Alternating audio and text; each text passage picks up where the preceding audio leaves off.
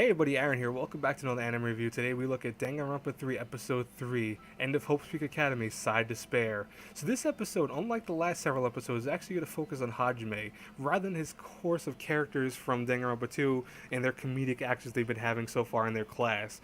This is going to be really what sets off Hajime on his course of becoming protagonist, antagonist, and then protagonist again. And we're going to see some very disturbing elements. We're going to see his descent into why he does what he does and how he even gets the ultimate tier status of anything, because as many of you know, if you played the games or read anything on his character, he does have an ultimate status, but so far he's only the reserve course student. So how does he get that? We're about to find out. Anyways, let's talk about what happened in this episode. By the way, I apologize if you hear anything in the background.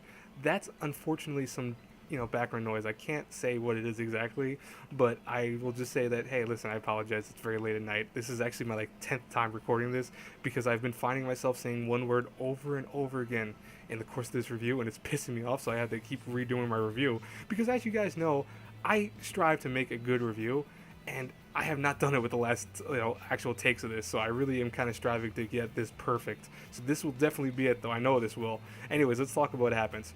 So Hajime is confronted by another girl in his class of reserve corps students who is related to the Kuzuru gang, or the ultimate Yakuza from Danganronpa 2, and she is like him in many ways. She strives to have a talent, but unlike her brother, has no talent. But she goes around saying, "Oh no, I'm talented. I'm the ultimate, little sister. I have so many talents. You guys are nothing like me." She actually berates everyone in the class. And ironically, Mahiru's friend, which Mahiru, by the way, is the character from Danganronpa 2, she's the ultimate photographer. Mahiru's friend comes in and goes, "How dare you say this about us? How dare you kind of call us out and say we're not as good as you or not as talented and all that?" Mahiru, tries to prevent her from going into more details and more arguments and stuff like that. A kind of whole series of events happen. But, ironically, Hajime will actually go into a descent from this point on, because this will be what starts him off on his course of his actions in this episode, leading to the big, grand finale that I'm about to talk to you guys about. But anyways, let's talk about what happens next with Hajime, who he ends up meeting with Nanami in the park, and they're playing video games together, and he's still bothered by not having a talent. I mean, this is several episodes and he's still bothered nonstop by not having a talent. Nanami says, "Hey, listen, you do have a talent. Your talent is being here. You don't have to prove you have a talent. You don't have to prove that you're like this or that. Just being alive, being this." She says a whole bunch of slew of things to try to calm him down, and it works for the most part. It really makes him think, you know what? She's right. I don't need a talent like everyone else. I am my own person. I have my own strengths and weaknesses, and it helps him go further. But unfortunately, the series of events that happens next, maybe because of, I'm not going to say exactly, maybe Mahiru's friend, even though she claims later on something else. Maybe this is why something happens, but we'll talk about what happens. So Hajime next day goes to class and sees a police car outside of school. He also sees red tape everywhere. Ironically, there's been a murder taking place. Come on, Danganronpa without a murder, this was bound to happen, and I'm surprised it hasn't happened yet. But now we finally have the first murder of Danganronpa 3, the Side Despair story arc. Guess who got murdered? Lo and behold, the blonde-haired girl, the Yakuza sister, and this really sets off a lot of cast of characters. Mahiru goes and confronts her friend and says, "Hey, did you do this? Were you trying to do something here?"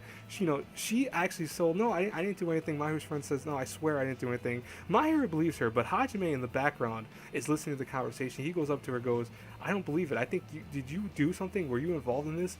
She breaks down at this point and says, "No, I swear I didn't do it. You're wrong. You're wrong." Runs off.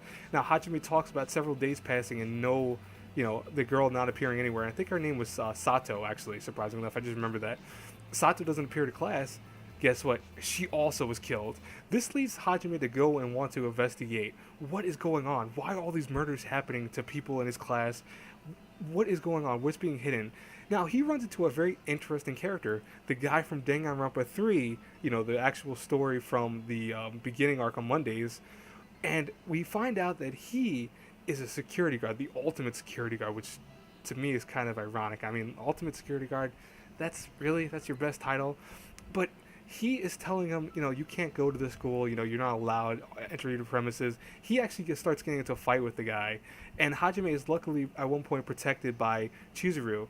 who comes in and says, hey, why are you beating up on the kid? You know, leave him alone. Hajime gets pissed off, walks off. But what really is important about the scene is we see the end credits start playing, and we see that Chizuru and the guy who's the ultimate security guard are talking about what they are actually doing here at the school finally.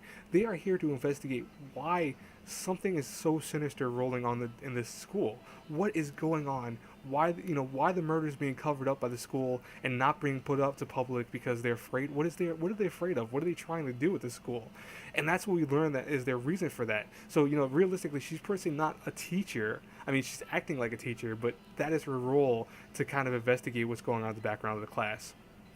Now, Hajime is confronted once more by Nanami, who goes, you know, well, let's play a game together. You know, she's hoping that he will stop and play, but he's been really stressed out. And we see him go, hey, listen, I got to do something. I'm sorry. And walks away and starts contemplating, you know, I wish I could have been normal, but I know now that I can't be normal. I know I have to do what I have to do. And we find out what exactly the old man went to meet him up with in episode 2, I think it was, where apparently they're going to actually give Hajime artificial hope and assimilate it into him to give him the ultimate talent, hope. Now I understand why he's given the ultimate title of hope, like Makoto in the stories. But I'm very curious how they're going to go down this route with this. Are they going to make him, you know, maybe the ultimate hope is too much for him to handle? Maybe he starts getting corrupted by it? I am very curious, and I love this little twist ending. I think it was perfect for the show. I think it was perfect for the episode. So, seeing Hajime in the state that he's going to be in, I just can't wait. I can't wait till next week's episode to just see what they do from here. Anyways, guys and girls, I hope you enjoyed this review. Hey, look, I actually got it perfectly. Oh, see, by the way, that was the word I was using. I'll tell you guys and girls. I said actually in the several dozen takes of this before, like 20 or 30 times. I hopefully didn't say it this much this take, but I think I only said it like maybe 4 times, which is normal. But I don't know why I was doing this. Maybe I was doing this really late because it's right now 9:45 at night for me. I've only been having sleep for like 2 hours in the last couple days.